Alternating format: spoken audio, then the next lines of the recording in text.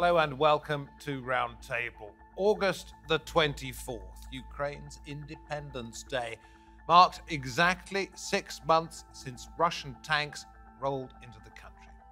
The first 180 days has seen 13 million people displaced, cities leveled, and thousands have perished. What Vladimir Putin called his special military operation has been bogged down by dogged resistance. So what is next?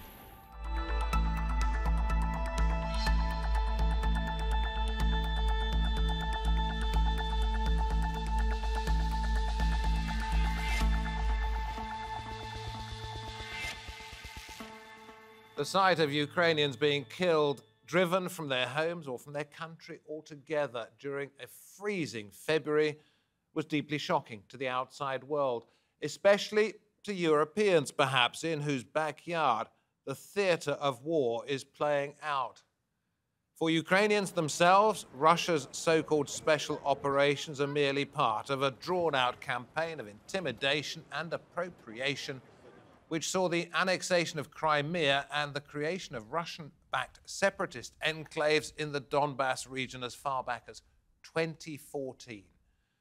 Could this onslaught last another 6 months? Longer, even. Well, our three guests are all in the Ukrainian capital, Kiev. Let's go first to Ilya Ponomarenko, defense reporter with the Kiev Independent.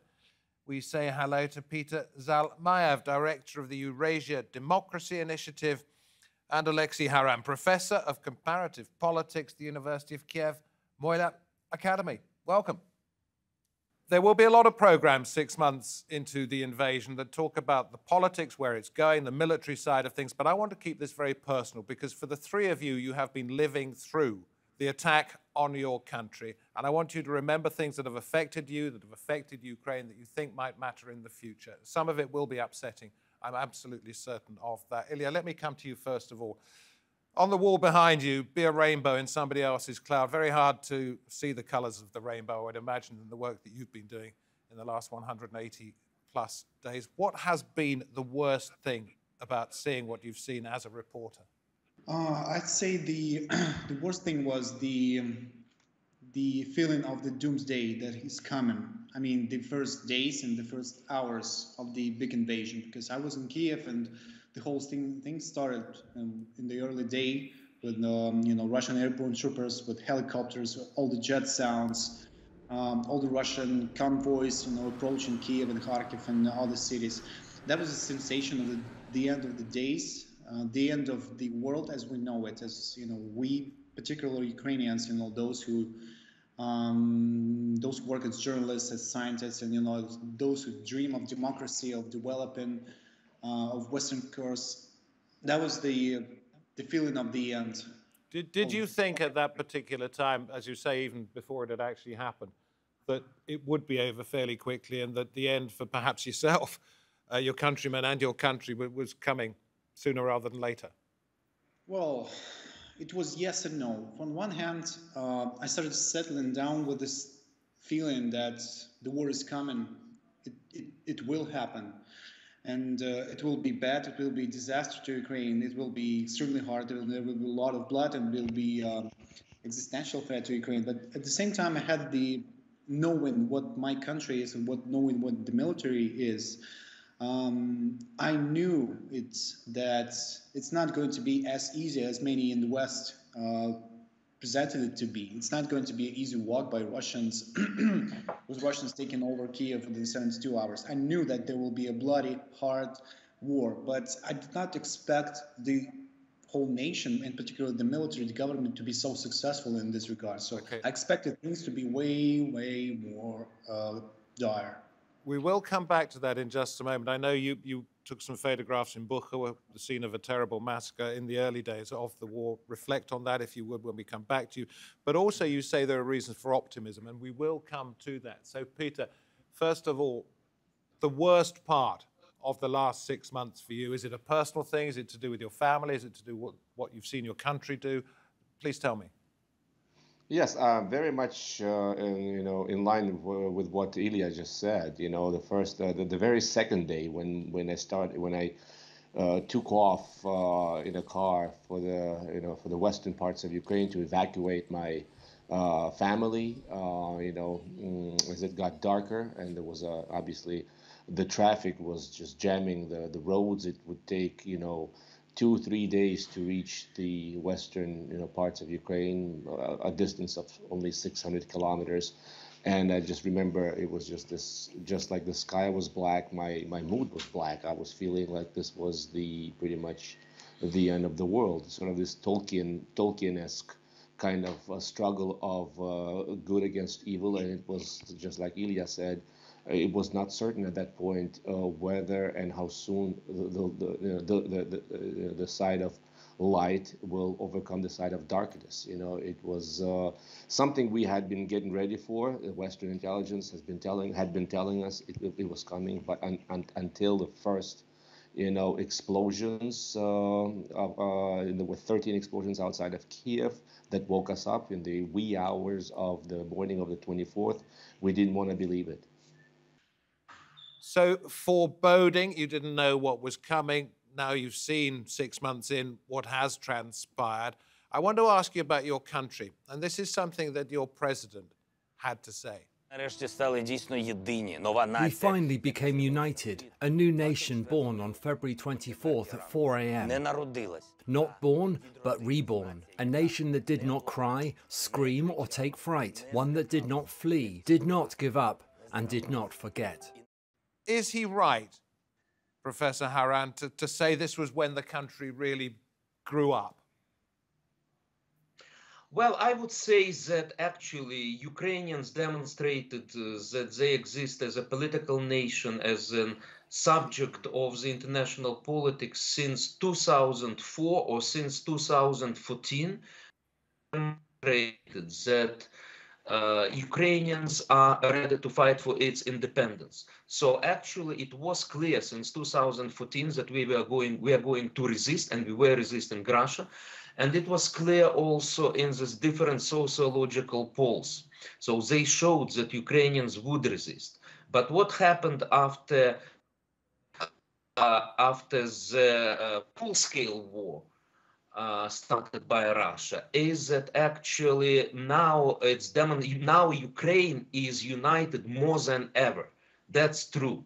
That's true. So in this sense, we demonstrated again that Ukrainians are ready to fight, and they are fighting. They are fighting with the second largest army in the world, and we are defeating this army. But what is frustrating for us, and I would also say about this very, very frankly, that the war could be avoided if the West listened to us since 2014, because we were asking for sanctions. We were asked, there were no serious sanctions, no serious military support. And that's why Putin miscalculated. So he thought that he can do it easily. So now we have this support, and we are very thankful to all those countries who are providing this support. Okay, Peter, do you stand by Zelensky's sentiments there that this was the making, in a way, of Ukraine, the destruction, if you like, of Ukraine? It is a paradoxical situation where, I'm often led to think that Vladimir Putin has been the greatest ally to the idea of a strong, emergent Ukrainian identity, the likes of which we have never seen before. I hail from the Russian-speaking part of Ukraine, Donetsk, Donbas. And I never grew up speaking Ukrainian. Ukrainian was this kind of consigned to a lesser, an inferior status. And all of a sudden, my spouse, who's also from Donetsk, she has completely switched to Ukrainian. In the last 2 years, I have gained proficiency in the language, and I can freely now switch between these two languages. Ukrainian has grown more popular. You hear more Ukrainian now on the streets of Kiev than Russian. I don't think it ever was like this. So it is a paradoxical situation that as Ukraine is getting its infrastructure destroyed, it's getting its identity built up like never before. Ilya, I want to play in some thoughts of what we, on television and in the press as well, sometimes call ordinary people. They are not ordinary. They've seen the conflict from their vantage point, which is old age and young age, but they are the first ones we're going to hear from Russia. The world was beautiful. Russia was growing, developing, getting up from its knees, and then such a surprise. I feel very sorry for Ukrainians. They are suffering for nothing. They did not do anything wrong. It's clear that everything has changed. Everything has become more expensive, but we're taking it calmly. But that's not the main thing. The fact is, we belong to a generation whose childhood was spent at war. And we are very sad that in our old age, we are also at war. And that even though we live far from military operations, we have profound grief that people are dying, no matter what nationality they are.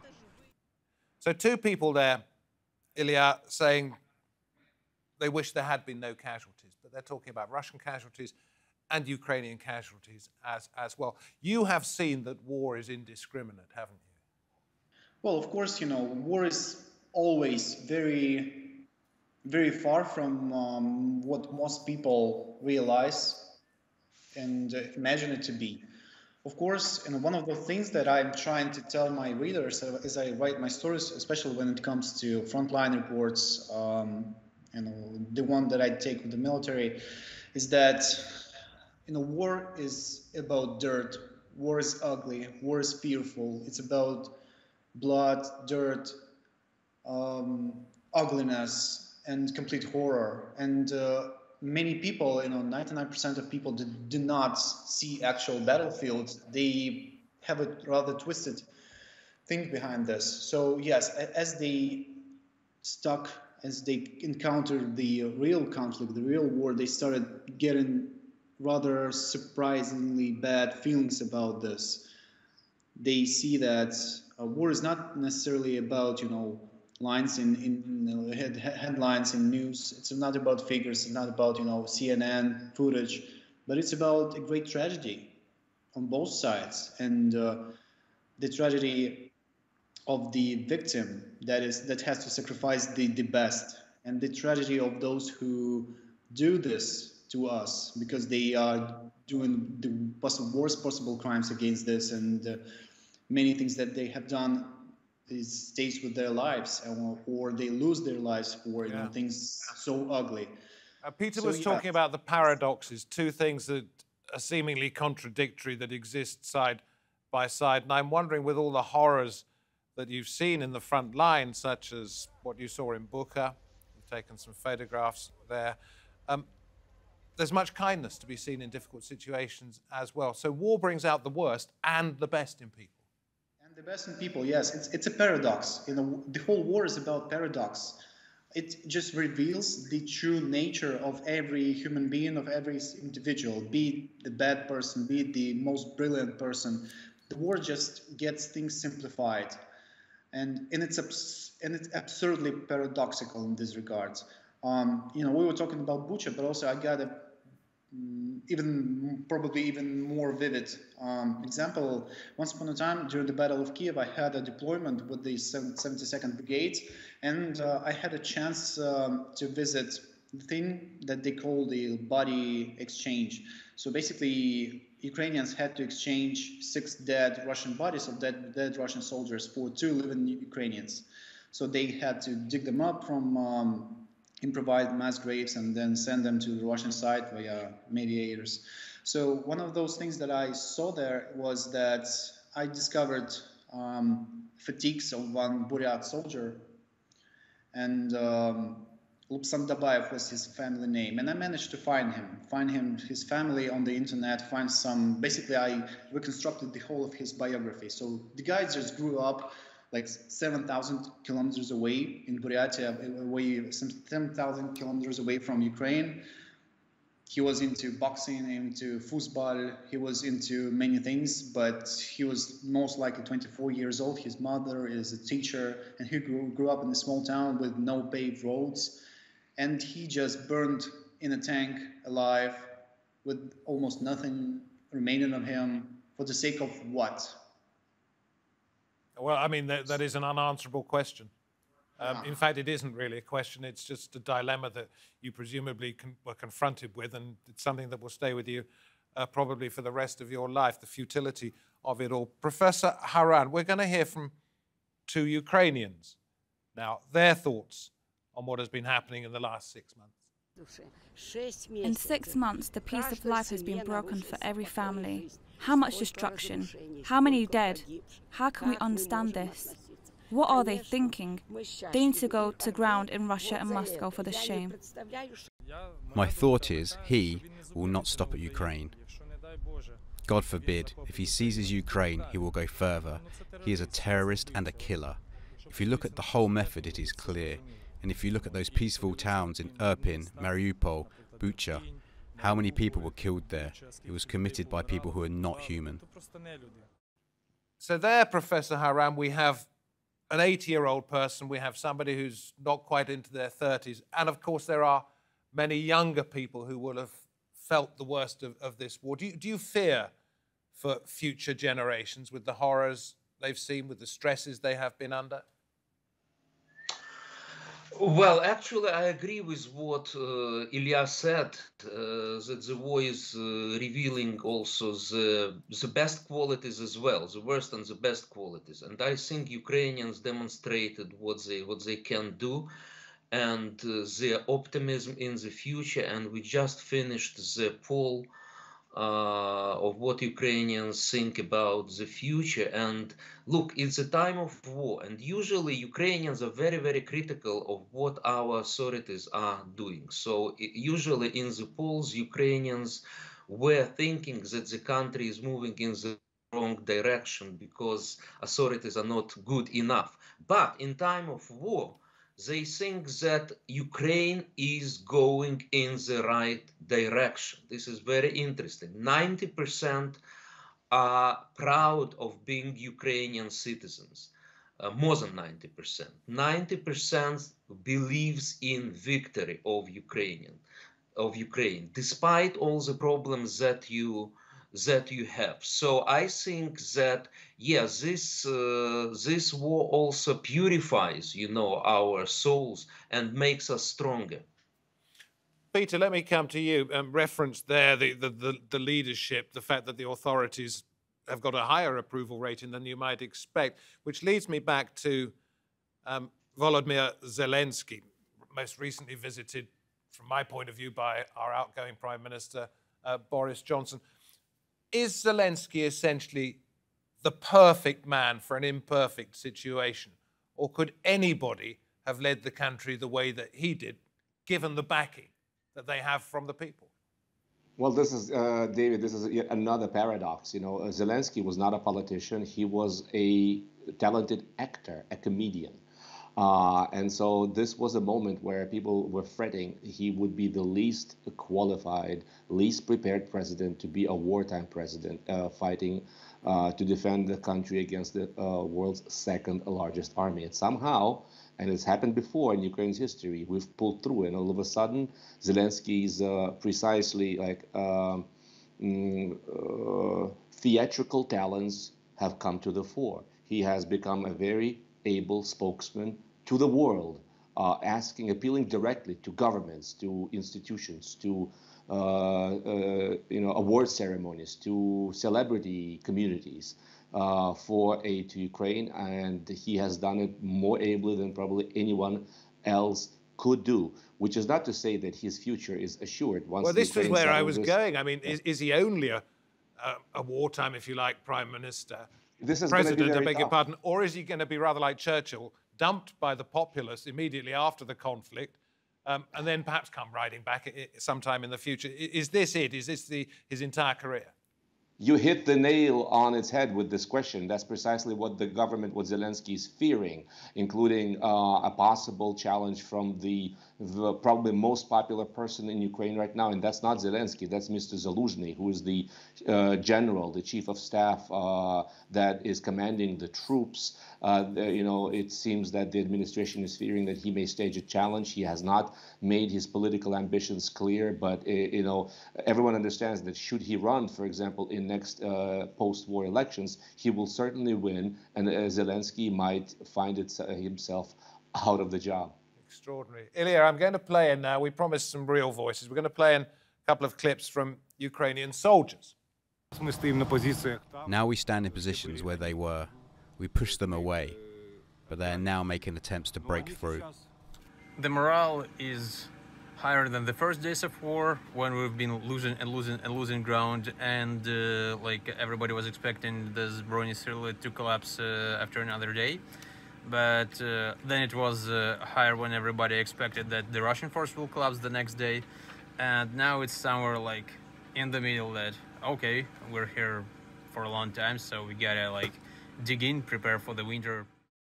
So 6 months in, Ilya, did anybody expect the morale of the forces, as we've seen there, to be quite high, for the country's position to be relatively strong, for Russia effectively to be on the back foot? That kind of optimism was probably unlikely in the early days of the invasion. Well, it's probably yes and no, because, you know, when we talk about such things as, you know, general morale of the armed forces, or, you know, general morale of the whole people, it's very overgeneralized, if we can say this, because it really depends. If we talk about, you know, general tendencies, is that what we were seeing during the transition to war was the creation of territorial defense units. You know, I spent a lot of time with those guys, you know, just territorial defense, like basically weekend soldiers, yesterday civilians, basically with no fatigues, no weapons, no nothing, no organized structure. But, you know, there was this feeling that we're going to do this when the time comes. So they were actually trying to get some training with weapons, with mocking weapons, you know, toy weapons even sometimes.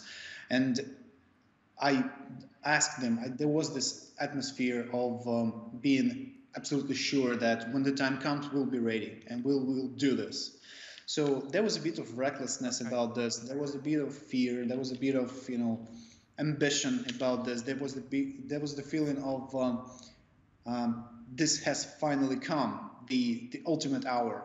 This is it. This is well. This is my point as we come towards the end of the program. Professor Haran, Peter, I'll come back to you if we've got a bit of time.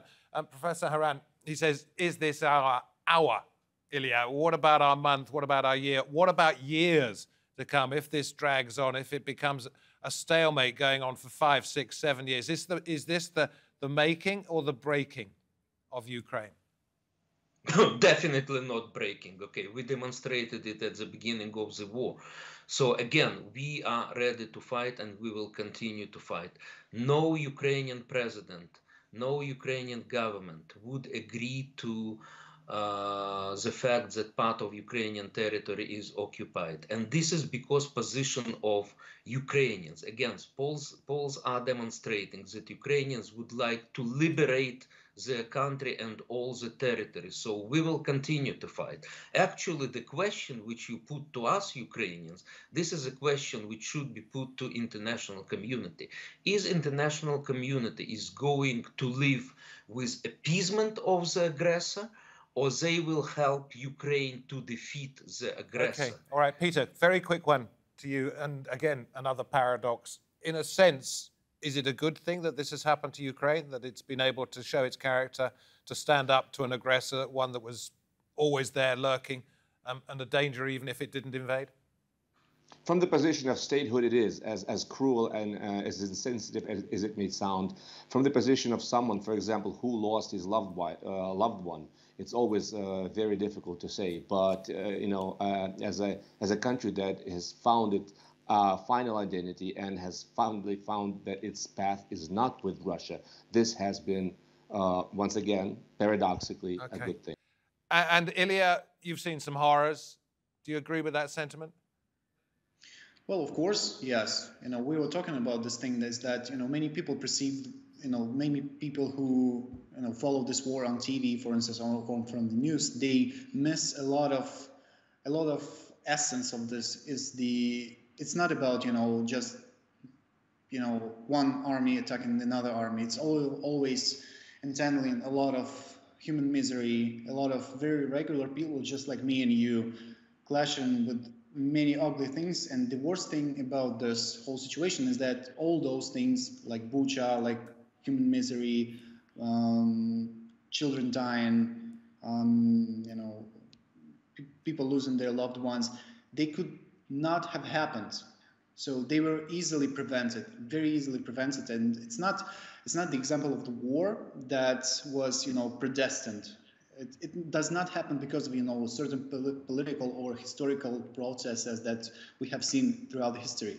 This is the kind of war that is so voluntarily, so artificial, so orchestrated because of basically just the ambition of just a small group of people in Kremlin. Avoidable. Listen, thank you. I'm sorry to cut you off because you've seen a lot and you feel very heartfelt in what you're saying. Thank you very much indeed to Ilya. Thank you, Peter. Good to have you back on the program. Professor Haran, much appreciated. Thank you all very much indeed. Very personal accounts there of what the last 6 months have been like in Ukraine. Thank you for watching wherever you are doing so. From me, David Foster, and the Roundtable team. Until next time. Goodbye.